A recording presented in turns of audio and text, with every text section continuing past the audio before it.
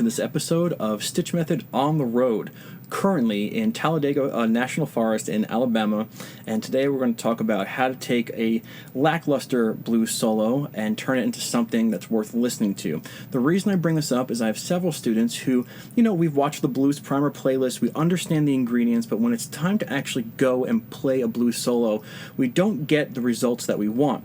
And why is that? And I'm going to show you how to cure that. So let's begin right away. I have a standard blues shuffle feel on a looper, and the one thing you want to realize is that there is a standard type of shuffle feel, and that is the swing eighth note. The 1, a 2, a 3, a 4, a 1, a 2, a 3, a 4, a 1, a 2, a 3, a 4. That's known as a dotted eighth note or a shuffle or swing beat.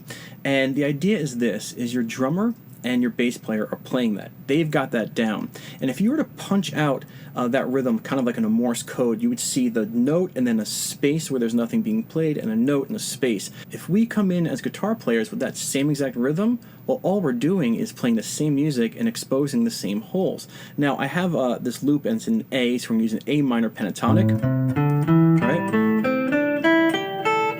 And if you listen, I'm going to come in on this backing track with just that rhythm, and you're going to see it just sounds lackluster.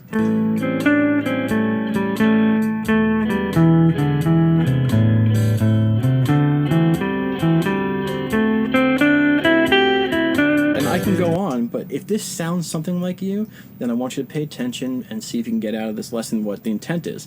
And so picture that punched out Morse code type rhythm. In order for us to play good leads, we actually have to layer the rhythm of our solo so that it actually is no holes. So it's kind of like rainproof, like shingles. So those holes that are there, you're going to put a new layer on top and even another layer so that there's always something happening in our music. And how do we do that?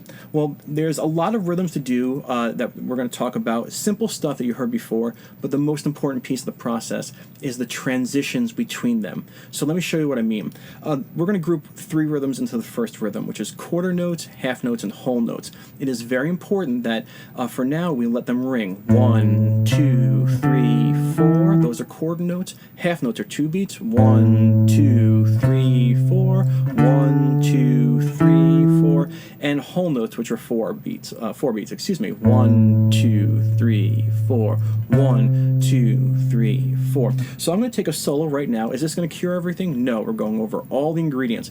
But I'm going to take a solo with just quarter notes, half notes, and whole notes, and you can start to hear I'm not playing the same thing as my drummer or my bass player. I'm starting to layer some rhythms on top of where there's no rhythm, and make sure as long as you're sustaining, you're okay. But check us out. Here we go.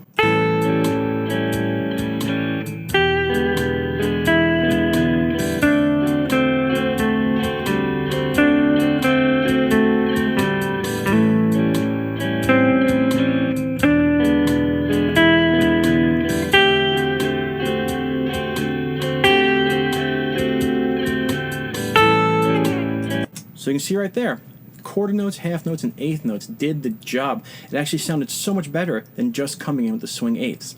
The next rhythm that we really want to study, and it takes its shape in many forms, is the triplet. Let me show you all the ideas of triplets you can throw in. If you take an A minor pentatonic, a triplet, of course, is just 3 hits per beat. Triplet, triplet, triplet, triplet. And so let's see what it sounds like when I lay that down. Here we go. 1, 2, 3, 4. 1, 2, ready, go. Triplet, triplet, triplet, triplet, triplet, triplet, triplet, triplet.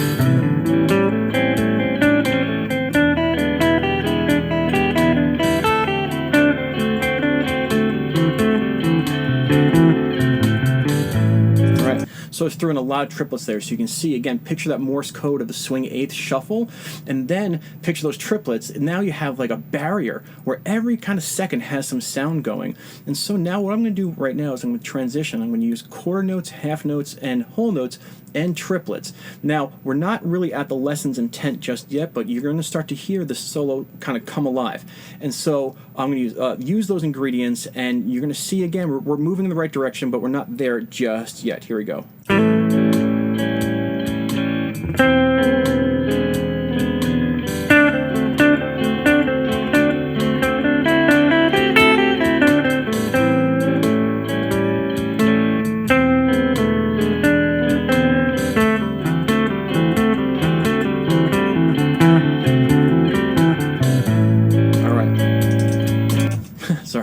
a mixture of the triplets and the chord notes. Now we're going to talk about triplets a little bit differently in a second, but let's show you this third ingredient, which you're going to roll your eyes at, but it's so true. The third ingredient that we got to get in there is, of course, the swing eighth notes, the ones I said not to start with.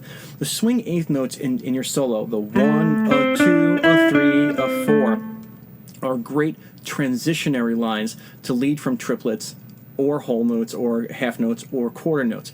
And so what I'm going to do right now to show you is I'm going to play triplet, triplet, triplet, nope, triplet, triplet, triplet, triplet.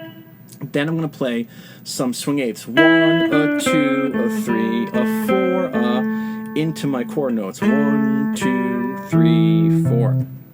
Listen for it. It's a great transitionary piece of music. Here we go. 2, 3, 4. 1, 2. Here we go.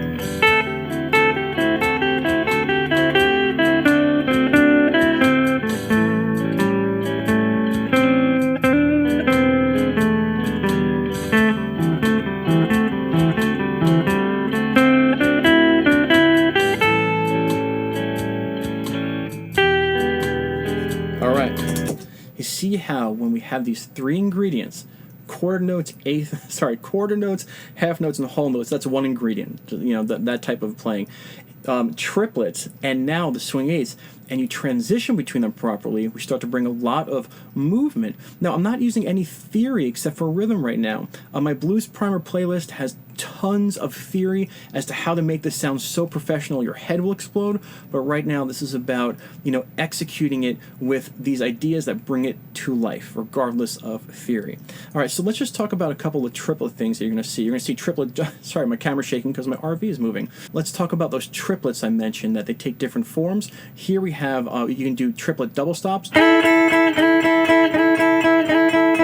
and then come out those with those swing eighths.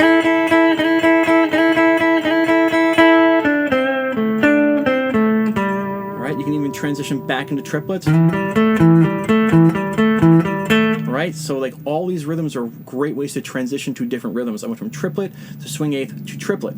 Now, let's talk about another triplet form. Triplet forms instead of quarter notes, right? Instead of 1, 2, 3, 4, triplet, triplet, triplet, triplet, where you're picking one note and kind of sliding into it. Triplet, triplet, triplet, triplet, 1, a 2, a 3, a 4. Well, that wasn't the slide, but you can always slide into a note that you intend for a chord note, like 1, 2, 3, 4.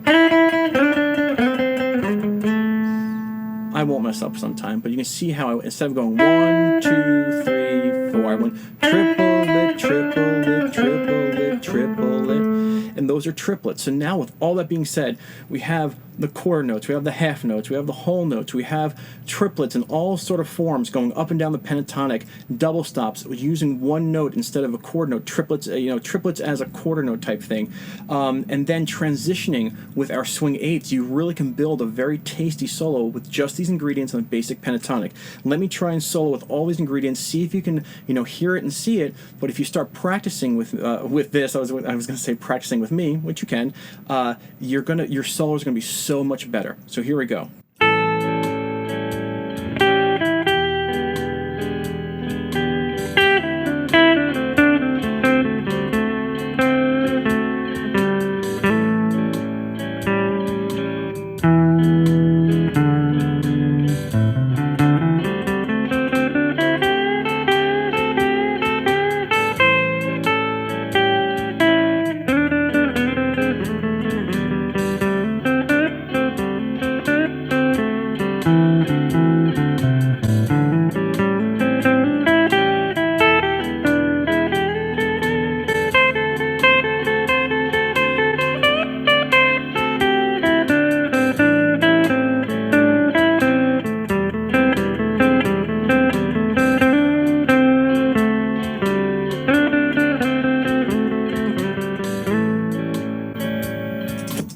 There you go. Much better than the first type of solo we took, which was just swing eighths. Very quick lesson. Hope you enjoyed it. If you have troubles making your solo sound really good, try this approach. Know your different rhythms and then transition to different rhythms using transitionary rhythms. I'll stop talking. Rock and roll. Thanks for being here. Bye-bye.